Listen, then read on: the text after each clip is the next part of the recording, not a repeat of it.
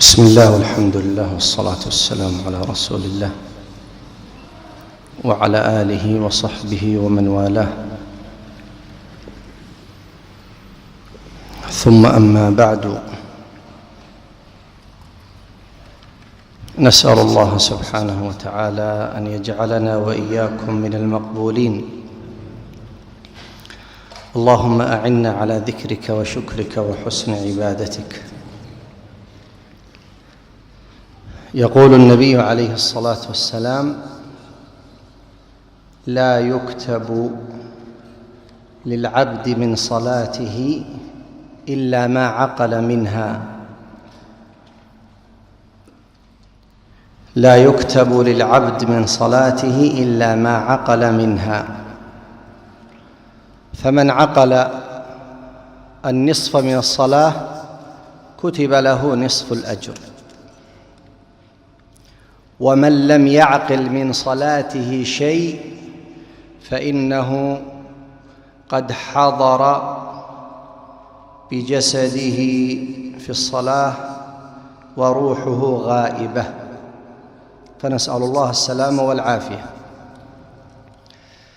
العبد المؤمن المسلم عندما يقف بين يدي الله سبحانه وتعالى لا بد أن يستشعر أنه واقف بين يدي الله، لقول النبي عليه الصلاة والسلام وهو ينهى أن يتفل المصلي قبل وجهه، قال: فإن الله قبل وجهه.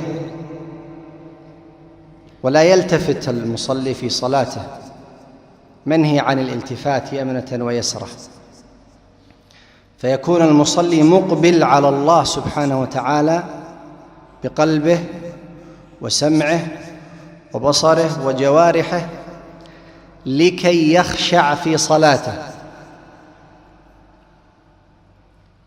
وهو يتدبر كلام الله سبحانه وتعالى، وهو مستحضر قلبه في الركوع، في السجود، في التشهد، في الدعاء. لأن الإنسان إذا سهى أو لهى في صلاته فإن الله لا يقبل دعاءه، لقول النبي عليه الصلاة والسلام: لا يقبل الله الدعاء من قلب لاهٍ. والدعاء أيها الإخوة كما قال النبي عليه الصلاة والسلام: الدعاء هو العبادة. هذا هو الحديث الصحيح. أما الدعاء مخ العبادة هذا ما هو حديث. الحديث عن النبي صلى الله عليه وسلم: الدعاء هو العبادة. ولو تأملنا لوجدنا أن مدار جميع العبادات مرتكز على الدعاء. جميع الأركان، أركان الإسلام وأركان الإيمان،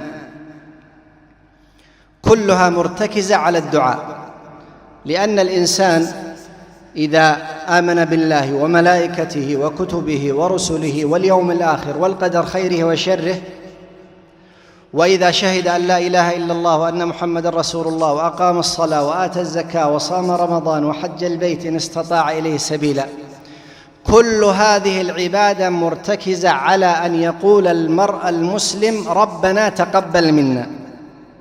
فنعود إلى ماذا؟ إلى الدعاء. إذن الدعاء هو العبادة. ونحن في شهر رمضان، شهر الدعاء، لقول الله سبحانه وتعالى لما ذكر شهر رمضان الذي أنزل فيه القرآن وتكلم عن أحكام الصيام، ثم ذكر الله عز وجل آية في منتصف الأحكام: وإذا سألك عبادي عني فإني قريب. ثم قال الله عز وجل: أحل لكم ليلة الصيام الرفث إلى نسائكم.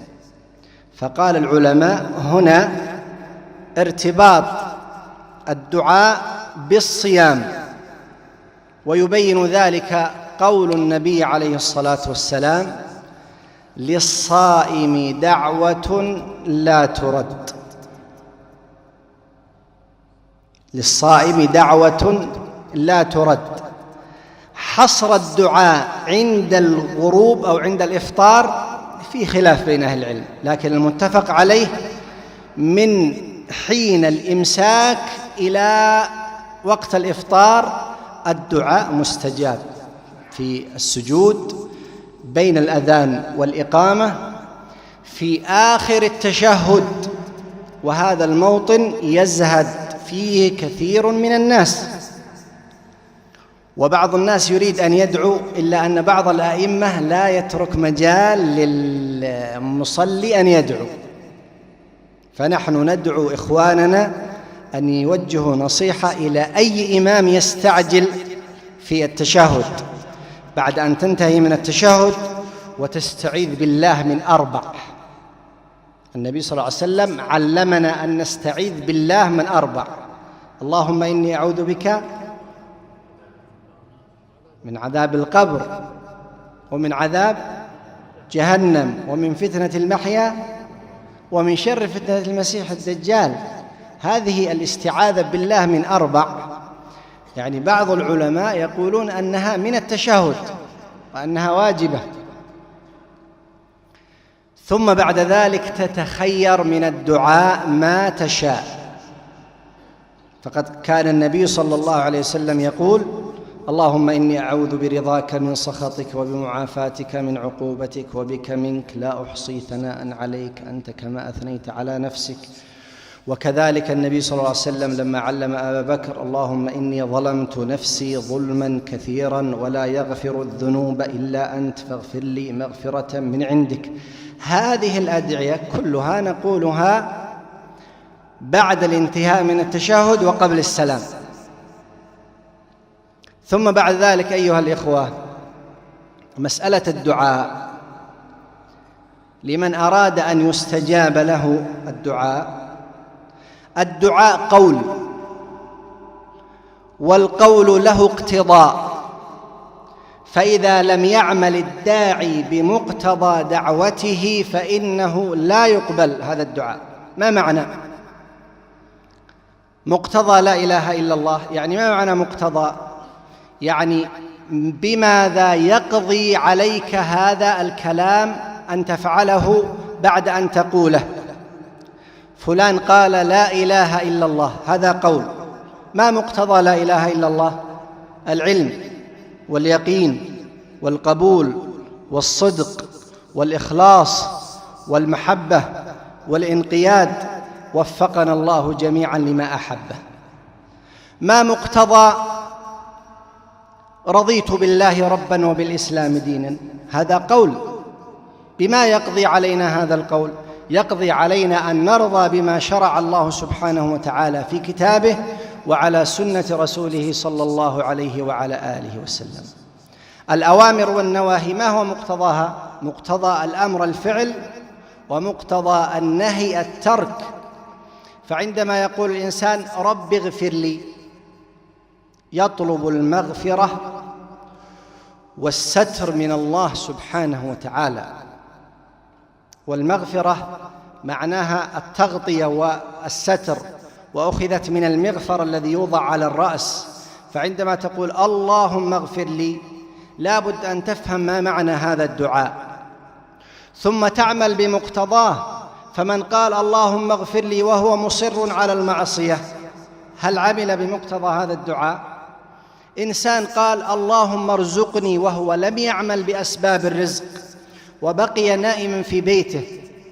إنسان قال اللهم ارزقني ذرية صالحة وهو لم يتزوج، هل عمل بمقتضى هذا الدعاء؟ فالإنسان إذا طلب من الله سبحانه وتعالى الرحمة والمغفرة والرزق والستر والعفو والعافية، فلا بد أن يعمل بمقتضى هذا الدعاء، لأنك عندما ترفع يديك إلى الله سبحانه وتعالى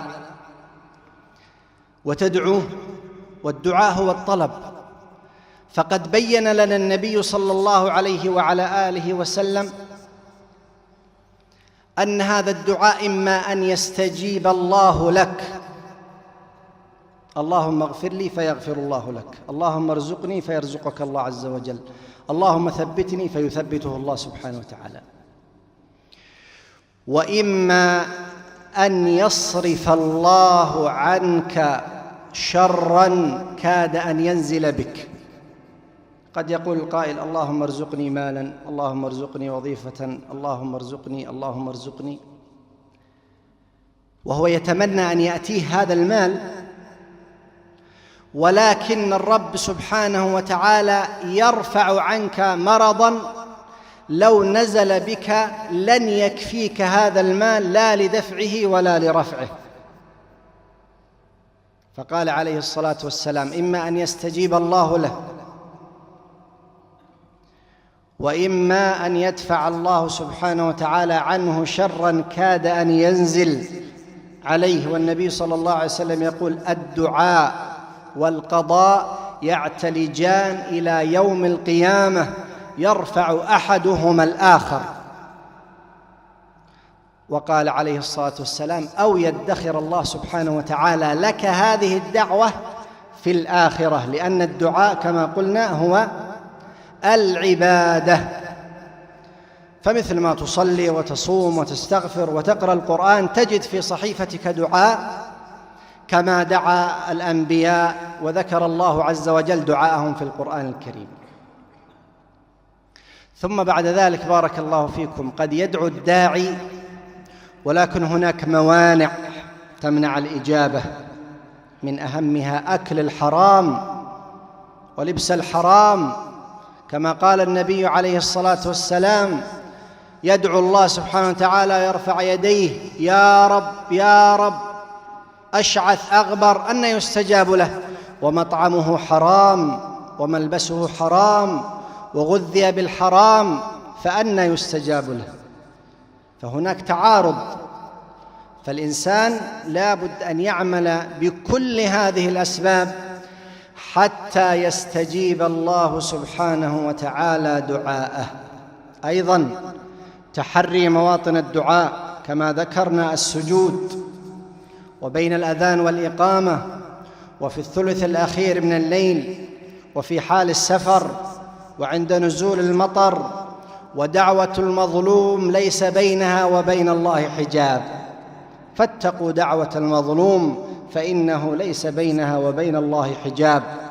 ثم أيضا كذلك الإنسان يدعو لنفسه ولغيره، فقد كان كثير من السلف يخصصون وقتا في الثلث الأخير من الليل يدعون لأصحابهم ولإخوانهم ولأهليهم ولأرحامهم الأحياء والميتين.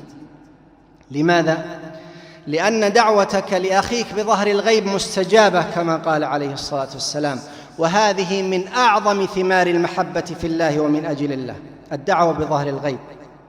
أيضا كذلك الدعاء عندما تدعو لإخوانك بظهر الغيب فقد يستجيب الله لك أو لا يستجيب، لكن قال عليه الصلاة والسلام: من دعا لأخيه إلا أرسل الله عز وجل ملكا يقول ولك مثل ذلك.